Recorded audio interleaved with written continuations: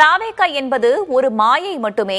கடந்த தேர்தலில் பதிவான நோட்டா வாக்குகள்தான் இந்த முறை அக்கட்சிக்கு செல்லும் என்று திமுகவின் அமைப்பு செயலர் RS பாரதி தெரிவித்திருக்கிறார்.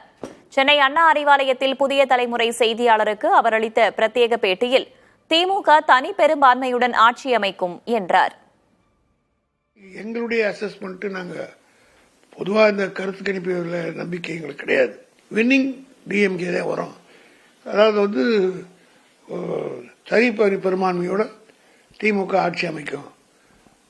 குறைஞ்சபட்சம் 150 சீட்டாவது திமுக வெற்றி பெற்று திமுக மற்றும் கூட்டணிகள் இல்லாமல் கேட்டு இண்டிபெண்டா யார் தயவிலும் இல்லாமல் ஆட்சி அமைக்கக்கூடிய அளவுக்கு திமுகவுக்கு வெற்றி வாய்ப்புகள் பிரகாசமா இருக்கிறதுன்றது.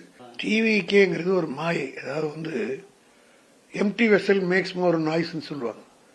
அந்த மாதிரி தான் அவங்க நாய்ஸ் தான் அவங்களுக்கு அதிகமாக இருக்கு. தவிர அது 10 பேர் சேர்ந்து சின்ன பசங்க கூச்சலாக கத்தும் போது பெருசாக தெரியும். பெரிய மனுஷன் 10 பேர் யாரும் 100 பேர் அமைதியாக போகிறது தெரிய வராது.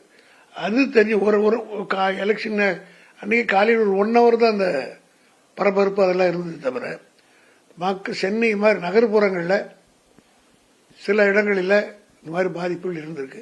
ஆனால் என்னுடைய நம்பிக்கை என்னன்னா, அது நம்ம திமுகவுக்கு எதிரான ஓட்டு போடுறவங்களுடைய ஓட்டு தான் அவர் பெற்ற முடியும். குறிப்பாக இப்போ நோட்டா எவ்வளோ வாங்கினாங்கன்றது போன எலெக்ஷன் நீங்கள் பார்த்தீங்கன்னா, இந்த எலெக்ஷன் அந்த நோட்டா ஓட்டு இருக்காதுன்றது அபிப்பிராயம். ஏடிஎம்கே டிஎம்கே ரெடுத்து பிடிக்காதுன்னு தான் நோட்டா போட்டாங்க. ஸோ அவங்களுக்கு ஒரு தேர்ட் ஃப்ரண்ட்னு இப்போ வந்தோன்னா அந்த ஓட்டு போகும். எவ்வளோ பிரிச்சிருக்காங்கன்றது ஓட்டு என்ன பிறகுதான் தெரியும்.